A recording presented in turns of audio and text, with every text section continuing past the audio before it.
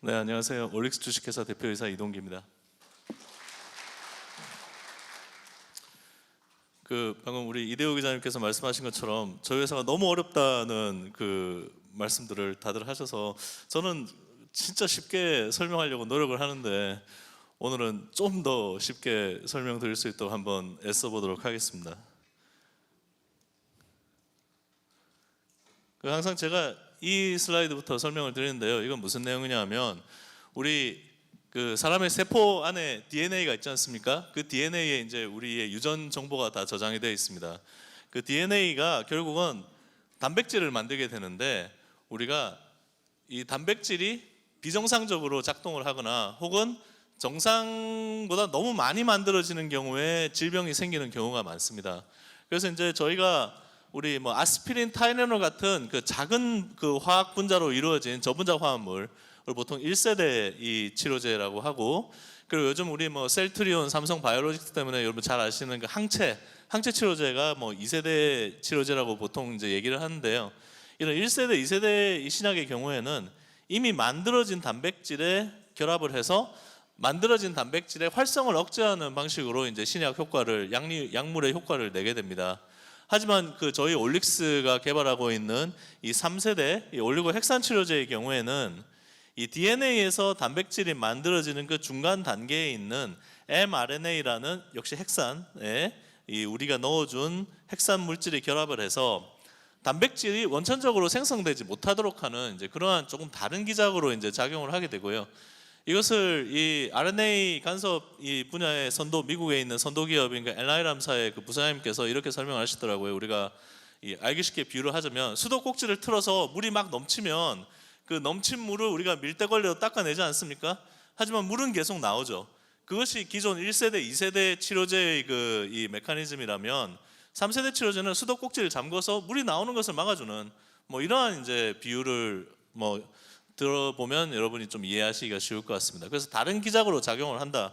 자, 그럼에도 불구하고 우리가 1세대, 2세대 신약 기술이 있는데 굳이 3세대가 왜 필요하냐라는 이제 이 질문을 할 수가 있죠. 이제 그것은 이제 여기서 설명을 드리는데요.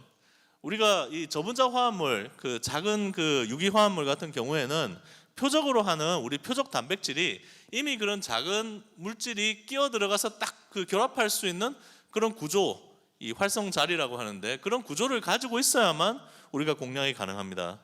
또 2세대 항체 치료제의 경우에는 이제 항체가 크기가 크기 때문에 세포 안으로 잘 들어가지 못하기 때문에 세포 표면이나 혹은 세포 바깥에 있는 타겟, 표적 단백질에 대해서만 공략이 가능합니다.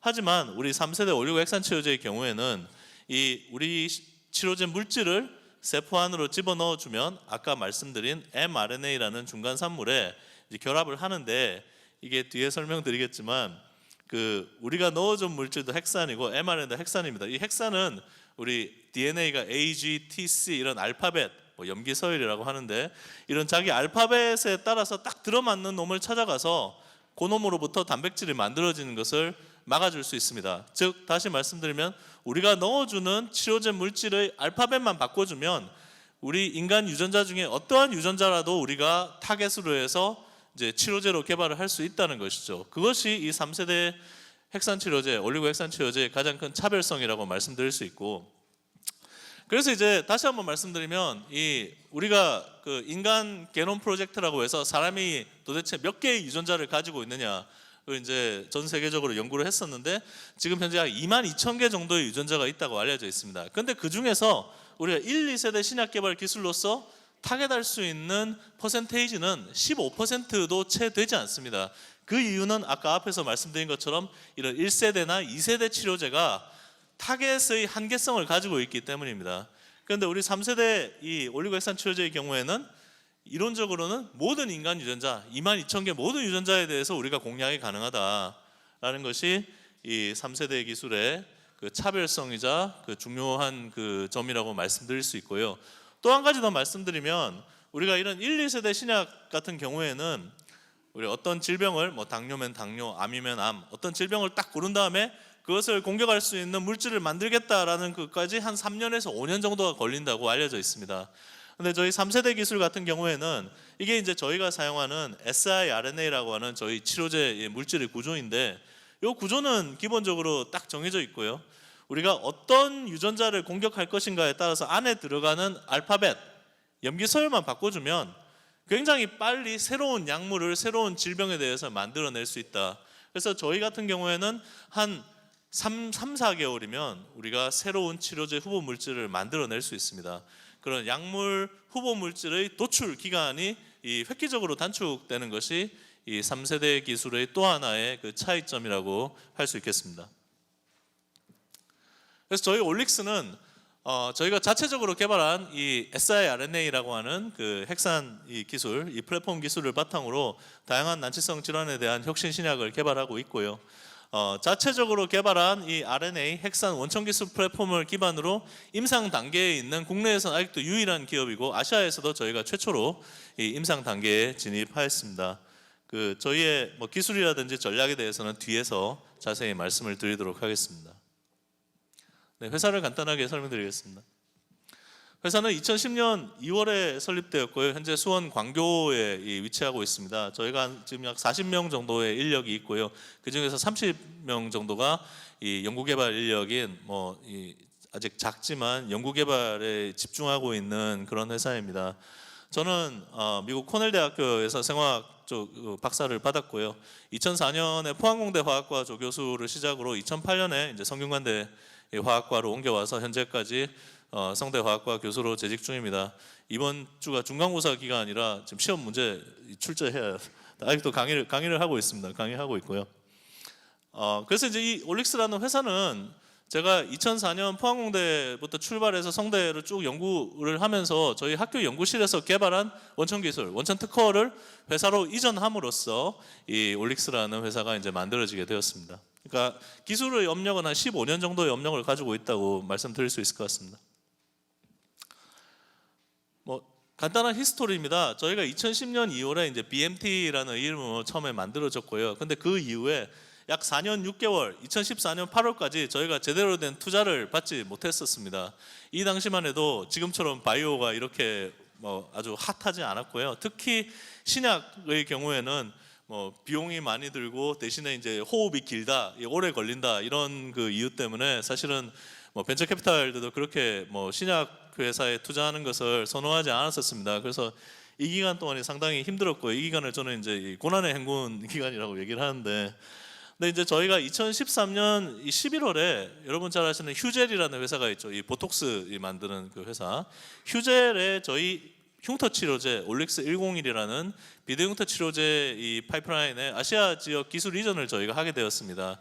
이때부터 회사가 이제 좀 알려지게 되면서 2014년 8월에 저희가 그 50억 원의 시리즈 A 이 첫 번째 이제 기관 투자를 유치를 하면서 이때부터 본격적으로 이제 저희가 연구개발 및 이 파이프라인 확장을 하게 됩니다. 2017년 1월 작년 1월에 우리 올릭스 101 흉터 치료제의 그 한국 식약처의 그 승인을 받고 임상 시험을 이제 휴젤과 함께 이제 시작하게 되었고요. 그리고 올해 5월에 그 국내 한국 임상 1상을 성공적으로 종료했습니다. 그리고 이제 저희가 이 흉터 치료제 프로그램에 아시아 지역 권리는 휴젤에게 이제 이전을 했지만 아직까지 미국이나 유럽 같은 선진국 이 권리는 올릭스가 가지고 있기 때문에 저희가 독자적으로 영국에서 이제 임상 시험 승인을 받고 현재 임상 1상을 한 절반 정도 진행한 상태입니다. 그리고 아시는 것처럼 올해 7월 18일에 저희가 코스닥에 기술성 특례 이제 상장을 하게 되었습니다. 그래서 이제 이 신약 개발이라고 하는 것은 그 기초 연구부터 시작해서 우리가 어떤 물질이 나왔을 때 동물 모델에서 이 물질이 효력이 있는지를 검증해야 되고 또 그 다음에 사람에게 쓰기 전에 또 역시 동물 모델에서 독성을 테스트를 하게 됩니다. 그런 독성 시험. 그 다음에는 이제 임상을 하게 되죠. 그럼 임상을 어떤 식으로 임상을 디자인할 것인가? 임상 디자인. 그리고 마지막으로는 이제 저희 물질, 저희 기술의 다양한 이 외부로의 기술 이전이라든지 협력 연구 이러한 라이센스 아웃까지 이제 굉장히 다양한 분야의 전문가들이 필요합니다. 그래서 마치 이제 오케스트라 같다고 이제 저는 생각을 하는데, 그래서 저희가 작은 회사이지만 그래도 그 동안에 많은 그 노력을 통해서 제 개인적인 네트워크도 활용을 많이 하고 해서 굉장히 각 분야에 대한 이제 우수한 인재들을 저희가 영입을 했다는 말씀을 드리고요. 특히 이제 제일 마지막에 이 웨이리라고 하는 이분은 이제 중국계 미국인인데 지금 현재 그 미국 보스턴 지역에 소재하고 계시고, 이분은 그 제가 안 지난 8년 정도 됐는데 이 보스턴 바이오메디칼이라고 하는 역시 그 보스턴 지역에 소재한 그 신약 회사에 오래 근무를 하셨고, 그 회사가 2012년에 이 일본 스미토모 제약에 약 3조 원의 가치로 매각이 되었습니다. 매각할 때 굉장히 중요한 역할을 하신 분입니다. 그래서 저희가 최근에 저희 회사로 영입을 하게 되었고요. 그리고 어제 공시가 났지만 저희가 지금 미국 법인을 역시 보스턴 지역에 설립을 이제 지금 하고 있습니다. 그래서 결국은 이 신약은 저희가 이 세계 제약 시장에서 한국 시장이 차지하는 그 비율은 한 1.5%에서 2%밖에 되지 않습니다. 그래서 저희가 한국 시장을 타겟으로 신약을 개발한다는 것은 사실은 말이 안 되고요. 그래서 결국은 저희 올릭스가 이제 그동안에 저희가 쌓은 역량, 그다음에 이번 코스닥 상장을 통해서 저희가 확보한 자금, 뭐 이런 것들을 통해서 이제 글로벌하게 나가야 된다, 그런 전략의 일환으로 이해하시면 될 것 같습니다. 또한 마찬가지로 저희가 그 과학기술 자문단을 뭐 세계적인 석학들로 그 운영을 하고 있고요. 그래서 우리 기반기술 쪽에 지금 코넬 대학교의 석좌 교수, 그리고 스탠퍼드 대학의 석좌 교수님, 그리고 이제 피부 질환, 안과 질환과 같은 각 적응증의 피부 질환의 경우에는 우리 하버드 대학교의 교수님, 현직 교수님을 저희가 자문으로 모시고 있고, 안과 질환의 이 안바티 교수라는 분은 앞으로 제가 계속 말씀을 드릴 텐데, 이 저하고는 안지 한 10년 정도 됐는데 저희의 안과 프로그램 개발에 아주 중요한 역할을 하고 계시는 세계적인 그 황반변성 분야의 석학이십니다. 그리고 또 기술사업화 쪽에는 이 에카드 레버러 박사는 현재 이 대형 제약사인 사노피사의 그 디렉터로 재직 중이시면서 저희의 다양한 기술사업화에 대한 자문을 해주고 계십니다. 그래서 저희가 9월 달에 우리 과학기술 자문단, 그 다음에 이분이 이제 이 마노아람 박사라고 이 엘나이람이라고 하는 그 RNAi 이쪽 선도 기업의 수석 부사장이신데, 마침 올해 8월에 지난 8월에 이제 세계에서 최초로 이 RNAi 치료제가 FDA 승인을 받았습니다. 승인을 받아서 시판이 되게 되었는데, 거기 아주 그 핵심적인 역할을 한 분을 저희가 모시고, 뭐 이렇게 많은 분들을 모시고 저희가 성황리에 이 RNAi 이 국제 컨퍼런스를 개최를 하였습니다. 다음으로 기술에 대해서 좀 말씀을 드리겠습니다. 뭐 굉장히 복잡한 내용인데요. 그 결국 결론은 뭐냐하면, 다시 한번 말씀드리면 DNA에서 이 mRNA라고 하는 중간 산물이 만들어지는데, 우리가 이 짧은 나선형으로 이루어진 이 siRNA라고 하는 핵산 치료제를 세포 안에 넣어주면 이놈은 세포 안에서 자기 염기서열, 자기 알파벳과 짝이 잘 맞는 타겟 mRNA를 찾아가서 그 mRNA를 잘라버립니다. 잘려나간 mRNA는 굉장히 빨리 분해가 되어서 결국 단백질이 만들어지지 않게 되는 것이죠. 그래서 이제 치료 효과가 나타나게 되는 것인데, 이 RNA 간섭이라는 이 기술의 특징은, 이 현상의 특징은 이거를 한 번 하고 끝내는 것이 아니라 mRNA 한 놈을 잘라서 없앤 다음에 다시 다른 놈을 또 찾아가서 다른 mRNA를 또 잘라서 없애고 그러니까 하나의 물질이 세포 안에 들어가면 굉장히 많은 mRNA에 작용을 하게 됩니다. 그래서 현재 우리 3세대 핵산 치료제 기술 중에서 가장 강력한 기술이 바로 이 RNA 간섭 기술이라는 것은 학계에서 굉장히 잘 알려진 사실이고요. 이런 RNA 간섭이라는 현상은 원래 우리 세포 내에 존재하는 현상입니다. 저희가 그걸 빌려 쓰는 것입니다. 그래서 1998년에 이제 과학자들이 이 RNA 간섭 현상을 처음으로 발견을 하였고, 8년 만인 2006년에 이제 노벨 생리의학상을 수상하게 되었습니다. 그리고 이제 이 엘나이람이라는 거 읽는데, 엘나이람이라는 회사가 이제 이 RNA 간섭 현상을 바탕으로 치료제를 만들어야 되겠다, 신약을 만들어야 되겠다라고 해서 2001년에 역시 미국 보스턴 지역에 이제 창업을 하게 되는데, 18년 만인 올해 이제 첫 번째 이제 이 신약이 미국 FDA 승인을 받고 나오게 되었습니다. 그래서 18년이라고 하면 이거 너무 긴 거 아니냐고 생각하시겠지만, 사실은 어떤 새로운 기술, 특히 바이오 쪽의 기술이 출발을 해서 신약이 만들어지는 과정까지 18년이었다면 그것은 그렇게 긴 기간은 아닙니다. 항체 같은 경우에는 약 25년의 시간이 걸렸습니다. 그래서 아까 말씀드린 것처럼 기존의 어떤 1세대, 2세대 신약 기술로 우리가 접근할 수 없는 그런 타겟에 대해서도 약을 만들 수 있다.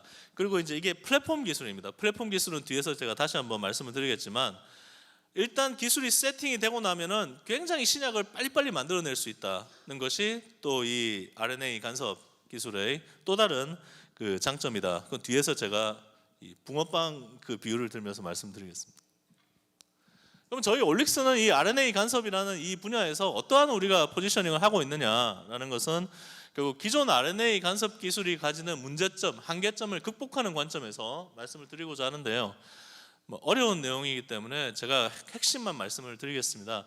여기 보여드리는 이 구조가 아까 엘라이람이라는 그 회사 그 외에 많은 그 이쪽의 연구진들이 사용하는 siRNA라고 하는 물질의 구조입니다. 이 두 가닥으로 이루어져 있고요. 지금 구조를 보시면 이게 뭔지는 모르겠지만 대칭적인 구조 아닙니까? 양쪽에서 봤을 때 대칭적이죠. 그래서 이걸 우리가 대칭형 siRNA라고 얘기를 하고, 그다음에 뭐 길이가 한 19개 정도, 서로 마주 보는 길이가 한 19개 정도 되고 뭐 이런 구조를 가지고 있는데, 근데 저희 연구진을 포함한 많은 연구진들이 이 siRNA를 사용해 보니까 처음에 생각하지 못했던 여러 가지 부작용들이 나타난 것을 발견을 했습니다. 예를 들어서 우리가 22,000개의 유전자 중에서 딱 우리가 원하는 유전자만 억제를 시켜야 되는데 우리가 의도하지 않은 다른 유전자가 억제하는 그런 오프타겟 현상이라는 것이 보고가 되었고, 그다음 이게 우리가 원래 세포 안에서 있는 메커니즘을 빌려 쓰는 거 아닙니까? 그런데 siRNA를 너무 많이 집어넣어 버리면 얘네가 그 세포 안에 RNA 간섭 메커니즘을 다 잡아먹어 버려서 세포가 원래 해야 되는 일을 못하는 뭐 그런 포화 현상. 그리고 이 오른쪽이 제일 중요한 부분 중에 하나라고 저희는 보는데, 이것은 저희가 발견한 것이 아니라 우리 아까 안바티 교수가 이제 발견을 한 것입니다. 이 siRNA를 안과 치료제로 개발하기 위해서 생쥐의 눈에다 찔렀더니 생쥐의 망막에 독성을 일으켜서 이 큰 문제가 되었습니다. 그래서 이때 2008년에 이 논문이 이 네이처지에 나갔는데, 그때 임상 3상을 하고 있던 그 siRNA 안과 치료제 임상이 드랍을 하게 됩니다. 이 논문과도 관련이 좀 있었던 것으로 저희는 생각을 하는데, 그래서 이러한 여러 가지 문제점을 저희가 해결하려는 이제 그런 노력으로 연구가 진행이 되었고요. 또 한 가지는 여러분 이제 제가 아까 세포에 집어넣어야 된다고 하지 않았습니까? 근데 이 siRNA라는 물질 자체는 음전화, 마이너스 차지를 띱니다. 이 전하를 띠는 물질은 세포막을 잘 투과하지 못합니다. 왜? 세포막은 우리가 기름막처럼 생각하시면, 기름 방울이라고 생각하시면 되거든요. 세포막은 이제 기름으로 이루어져 있기 때문에, 그래서 이런 전하를 띠는 물질을 세포 안에 어떻게 집어넣을 것인가 하는 그런 전달의 이슈, 뭐 이런 것들을 저희가 이제 연구 개발을 이제 진행을 하였고, 결론적으로만 말씀드리면 저희는 이 자가전달 비대칭 siRNA, cpA-siRNA라고 하는 저희 올리스의 독자적인 구조를 개발을 하게 되었습니다. 그래서 구조를 보시면 일단 두 가닥이 있는데 이 한 가닥이 다른 가닥보다 좀 짧지 않습니까? 저희가 의도적으로 짧게 줄였습니다. 이 짧게 줄임으로써 앞에서 말씀드린 다양한 문제점들을 저희가 해소를 하게 되는데, 그것은 저희가 이미 2009년에 몰레큘러 테라피라는 저명한 저널에, 국제 저널에 이제 발표를 했고요. 그래서 이제 저희가 이제 더 이상 대칭형 구조가 아니기 때문에 저희가 비대칭 siRNA라고 이제 부르게 됩니다. 그래서 기존 기술이 가지는 다양한 부작용을 개선을 했다. 그 다음에 전달을 어떻게 할 것이냐, 세포 안을 어떻게 집어넣을 것이냐. 보통 이런 전하를 가진 그 핵산 물질을 세포에 집어넣기 위해서 우리가 여러분 화장품 만들 때 쓰는 리포솜이라든지 혹은 뭐 양전하를 띠는 고분자, 뭐 이런 전달체를 사용하게 되는데, 전달체를 사용하게 되면 전달체가 가지는 독성도 있고요. 또 전달체와 이게 복합체를 형성하면서 신약 개발 과정에서 여러 가지 뭐 이 문제점들이 존재를 합니다. 그래서 저희 올릭스는 이 핵산 자체에다가 굉장히 간단한 화학적 변형, 뭐 여기는 콜레스테롤을 저희가 붙이고 또 잘 알려진 그런 화학적 변형들을 도입을 해서 이 화학적 변형들의 컨비네이션에 의해서 이 핵산 분자 자체가 세포막을 뚫고 세포 안으로 들어갈 수 있는 이제 그런 자가전달 기술을 이제 개발을 하게 되었습니다. 그래서 이 그림을 보시면 여기 세포입니다. 세포. 이게 파란색으로 염색한 게 세포의 핵이고요. 여기에 빨간색으로 우리가 표지한 우리 siRNA를 어떠한 전달체 없이 뿌려주면 한 2시간 정도 되면 이 세포막 근처에 모이기 시작하고요. 8시간이 되면 이 빨간 점들이 핵 주변에 모이는 것은 세포 안으로 많은 양의 우리 물질이 세포 안으로 들어간 것을 보여주고 있고, 그에 따라서 우리가 타겟으로 하는 유전자의 발현, 이 막대 그래프가 낮아지면 낮아질수록 우리가 표적 유전자를 잘 억제하는 것을 보여주고 있습니다. 이것이 세포주 수준. 그다음에 이거는 G, 래트의 피부에서 역시 우리가 이러한 그 굉장히 효과적인 표적 유전자 억제력을 확인을 하였습니다. 그래서 이것은 저희가 굉장히 많은 타겟에 대해서 이미 검증을 마친, 이제 검증이 완료된 그런 기술입니다. 그래서 바이오 기업은 특허가 굉장히 중요합니다. 특히 뭐 요즘은 유전자 가위가 이제 굉장히 각광을 받고 있지만 이 RNA 간섭도 마찬가지로 원천 특허가 굉장히 중요합니다. 그래서 일단 내가 내가 이 비즈니스를 할 수 있는 어떤 특허 장벽을 세워야 되고요. 그 다음에는 그 특허 장벽이 이미 존재하는 다른 특허에 침해를 하지 않는 소위 이제 프리덤 투 오퍼레이트라고 실시 자유도를 우리가 확보를 해야 됩니다.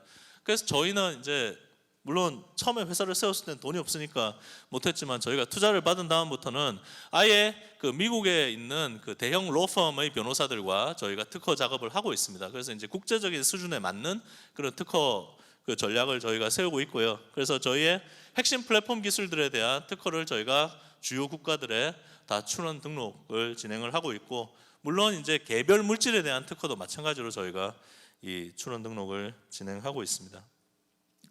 네, 다음으로는 저희 그 파이프라인에 대해서 좀 간단히 말씀드리도록 하겠습니다.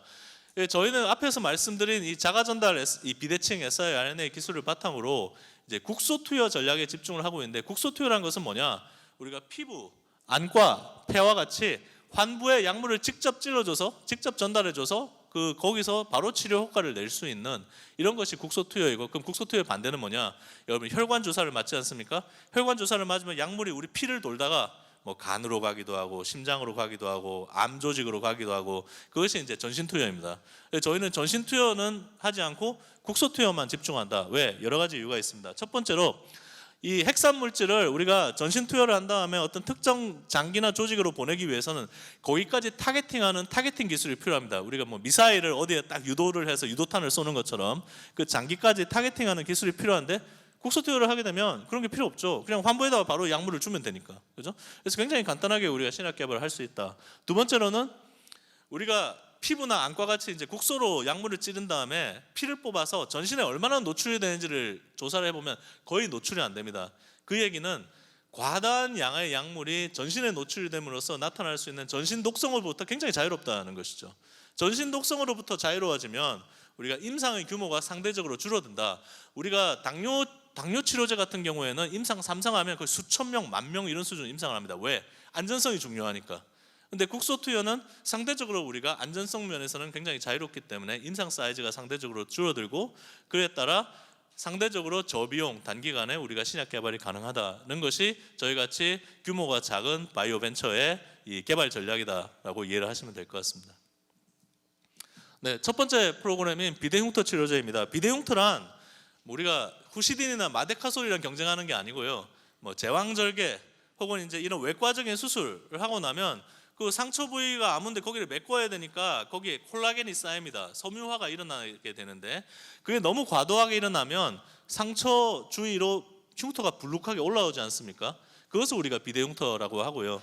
그 인구의 한 1에서 2% 정도는 지금 한 100분 계시니까 여기도 한 분 정도 계실 텐데, 흉터가 종양처럼 계속 커지는 이게 정도의 차이는 있습니다만 그런 켈로이드성 피부를 또 가지고 있는 사람들이 있습니다. 이런 비대흉터나 켈로이드성 피부는, 이 흉터는 아직까지 미국 FDA의 승인을 받은 약물이 없습니다. 그래서 이제 저희 미충족 의학적 수요가 굉장히 크다.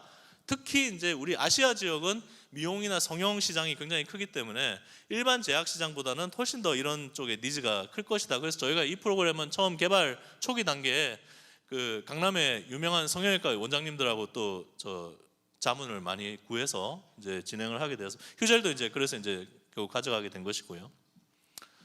그래서 저희는 뭐 CTGF라고 하는 이런 섬유화의 핵심이 되는 그 유전자를 타겟팅할 수 있는 올릭스 10010이라는 우리 siRNA 물질을 만들었습니다. 물질을 만들어서 이 아래쪽의 내용은 저희가 역시 래트의 피부에, 래트의 등짝에다가 이 물질을 투여를 하게 되면 우리가 표적을 하는 유전자의 발현이 잘 억제가 되고, 그리고 거기에 따라서 콜라겐의 발현도 낮아진다. 즉 섬유화를 굉장히 잘 감소시킬 수 있었다는 그런 동물 실험 데이터입니다. 이런 데이터는 저희가 2016년에 이미 이 저명한 피부과 저널에 이제 발표를 했고요. 그리고 범부처 전주기 신약 개발 과제라는 과제에 선정이 되어서 저희가 비임상 독성 시험을 완료하고 현재 임상을 하고 있습니다. 임상 경과를 말씀드리겠습니다. 국내는 이 휴젤이 이제 주도적으로 진행을 하고 있고요. 그래서 저희가 올해 5월에 임상 1상을 마쳤는데, 뭐 1상에서 어떠한 뭐 안전성의 이슈가 없다. 그래서 지금 2상을 이제 준비를 하고 있습니다. 그리고 저희가 올릭스가 독자적으로 이제 그 영국 임상을 진행을 하고 있고, 요게 이제 지난주에 저희가 또 범부처 과제에 또 선정이 되었습니다. 그래서 영국 임상 1상부터 2상 신청 승인까지 저희가 32억 원의 이제 연구비를 신청을 했는데 그게 이제 지원이 되어서 정부로부터 절반 16억의 이제 연구비를 이제 저희가 받게 됩니다. 그래서 저희는 아직도 이제 계속 돈을 태우는 버닝을 하면서 이제 회사가 성장해 나가는 그런 회사이기 때문에 이제 이런 정부 지원금이 들어오면 우리 버닝 레이트이 이제 느려지죠. 그래서 이제 저희한테는 굉장히 큰 도움이 됩니다. 또한 저희의 기술력을 이제 정부에서 인정받는 뭐 그런 부분도 있고요. 이 폐섬유화라는 질환은 우리 가습기 살균제 환자들을 생각하시면 됩니다. 그래서 폐 조직에 어떤 형태로든 상처가 나면서 그 상처가 아무는 과정에서 이 역시 흉터가 생기는 거죠. 폐 조직에. 그래서 말랑말랑해야 되는 폐 조직이 딱딱하게 굳으면서 호흡을 하지 못하게 되고, 그래서 발병 후 3년에서 5년 내에 대부분이 사망에 이르는 그런 아주 치명적인 질환입니다. 저희가 이 프로그램을 하는 이유는 왜냐하면 피부에서 우리가 섬유화를 억제해주면 흉터 치료제가 되는 거고, 동일한 물질을 폐에다가 전달해주면 폐섬유화 치료제가 되는 거죠. 그래서 저희 올릭스 100 물질의 이 적응증 확장 차원에서 저희가 접근을 하고 있습니다. 그래서 이 프로그램 역시 저희가 한국 싱가포르 국제 공동연구 과제에 지원을 받아서 저희 물질을 싱가포르의 아주 저명한 그 연구소인 에이스타라는 연구소에 보내주면 그쪽에서 효력 시험을 해서 저희한테 데이터를 보내줬는데, 뭐 역시 자세한 내용은 제가 생각하겠습니다만 굉장히 좋은 데이터도 얻었습니다. 그래서 제가 지난주에 싱가포르를 다녀왔는데, 싱가포르에서 이제 싱가포르 현지에다가 이 폐질환에 대한 조인트 벤처를 만들자라는 제안을 받아서 지금 굉장히 저희도 긍정적으로 이제 검토를 하고 있습니다.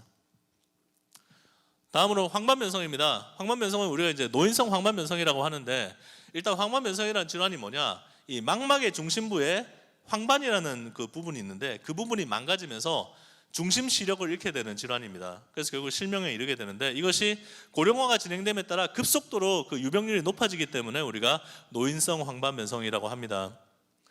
이 두 가지 타입의 황반변성이 있는데요. 습성과 건성이 있습니다. 습성 황반변성은 우리가 망막 뒤에 혈관이 만들어지는데, 이 혈관이 비정상적으로 만들어지면서 혈관에 있는 내용물이 새서 마치 하수구 파이프가 터지는 것처럼 그러면서 이제 망막이 망가지는 것이 습성 황반변성이고, 건성 황반변성은 그런 혈관과 무관하게 그냥 드라이한 상태의 망막인데 망막이 망가지는 것이 건성 황반변성입니다. 그래서 말기 환자 기준으로 습성 대 건성의 유병률은 한 2대1 정도가 됩니다. 그런데 이제 습성의 경우에는 현재 루센티스 아이레아라고 하는 두 가지 굉장히 효과적인 약물이 나와 있고요. 작년에 이 두 약물 합쳐서 12조의 매출을 기록을 했습니다. 그러니까 엄청나게 큰 시장이고, 이 시장은 고령화 사회로 감에 따라 점점 커지고 있고 평생 맞아야 됩니다. 100회를 맞으신 분도 있다고 합니다. 눈에다가 한 달에 한 번씩 눈에다가 주사를 하게 되는 건데 안 맞으면 실명을 하니까. 그럼에도 불구하고 이제 건성의 경우에는 현재까지 전혀 약물이 없는 상태입니다. 그래서 이제 굉장히 거의 무주공산인 시장이고요. 또 한 가지는 이 습성 환자들이 말기에 가게 되면 시력을 어떻게 잃게 되냐면, 망막에 자꾸 상처가 나니까 여기도 상처가 아무는 과정에서 흉터가 생깁니다. 망막 섬유화가 일어나면서 이제 영구적으로 실명을 하게 되는 그런 망막 섬유화증에 대한 치료도 현재 전혀 없는 상태입니다. 그래서 저희는 현재 치료제가 없는 이 건성 황반변성과 망막 섬유화증에 대한 치료제를 개발하고 있습니다. 올릭스 301A는 이 아까 말씀드린 그 세계적인 황반변성 분야의 석학인, 그리고 저희 과학기술 자문단인 안바티 교수가 이 발굴한 이 타겟에 대해서 저희가 이제 약물을 만들어서 이제 테스트를 해봤는데, 뭐 시간 관계상 생각하겠습니다. 여기는 건성 황반변성의 그 효력 데이터이고요. 다 생쥐에서 실험한 것이고, 여기 습성에도 효력이 있습니다. 즉 건성과 습성의 효력이 있는 이 first in class, 세계 최초의 물질로서 현재 그 미국에서 저희가 비임상 그 독성 시험을 하고 있고, 내년 뭐 한 하반기에는 저희가 미국이나 유럽 쪽에 임상 이제 신청을 할 계획입니다. 그런데 이 프로그램 같은 경우에는 뭐 제가 자세한 내용은 뭐 말씀드릴 수 없지만 초기 단계임에도 불구하고 굉장히 여러 뭐 국내외 이 제약회사로부터 관심을 많이 받고 있습니다. 아마도 이제 건성 황반변성의 시장은 굉장히 큰데, 산술적으로만 따져도 습성이 12조니까 건성이 6조가 돼야 되는데 약물이 전혀 없다 보니 이 초기 단계임에도 불구하고 이제 저희 이 파이프라인에 관심을 많이 가지고 계십니다.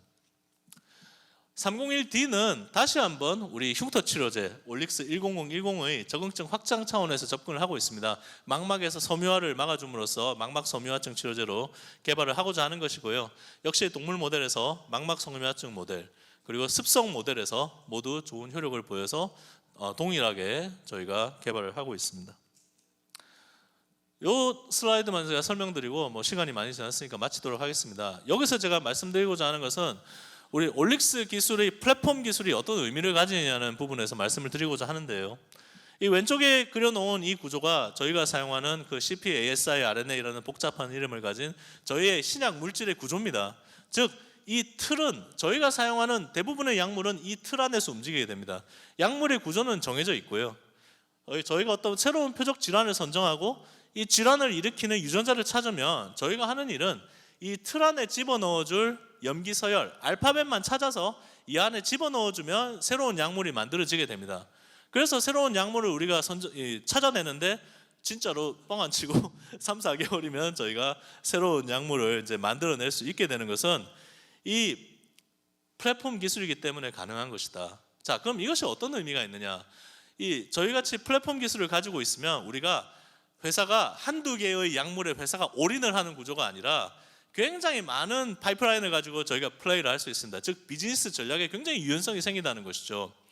예를 들어서 뭐 옛날에 시골에 이제 하면은 뭐 옛날에는 저기 우리 뭐 축구 선수 축구 팀 하나를 꾸릴 정도로 자식을 많이 낳지 않았습니까? 그러면은 뭐 야 너는 집안이 어려우니까 어디 양자로 가서 집안을 좀 살려라. 너는 공부를 잘하니까 우리가 너는 대학까지 보내겠다. 뭐 이런 식으로 우리가 파이프라인이 많으면 어떤 파이프라인은 어떤 약물은 우리가 굉장히 초기 단계에 기술 이전을 함으로써 시장에 저희 올릭스의 기술력도 보여주고 또 어떤 약물은 우리가 임상한 이상까지는 끌고 가서 약물의 가치를 극대화한 이제 상태에서 우리가 이제 비즈니스 전략을 할 수 있는 그런 비즈니스 전략의 유연성은 결국은 우리가 플랫폼 기술이기 때문에 가능하다. 그래서 제가 아까 붕어빵이라고 말씀을 드렸지만 붕어빵 그 비유는 뭐냐? 붕어빵을 보면은 이 빵 틀은 정해져 있고 안에 안골을 우리가 팥을 넣느냐 크림을 넣느냐에 따라서 다른 종류의 빵이 만들어지지 않습니까? 저희 올릭스의 신약 물질도 신약 물질의 틀은 정해져 있고 이 안에 어떤 알파벳을 집어넣느냐에 따라서 새로운 종류의 약물을 저희가 다양하게 빨리 많이 만들어낼 수 있다라는 것이 이 올릭스의 이 플랫폼 기술의 차별성이자 이제 장점이라고 말씀을 드릴 수 있을 것 같습니다. 네, 이 정도로 제가 준비한 내용을 말씀드리고요. 경청해 주셔서 감사합니다.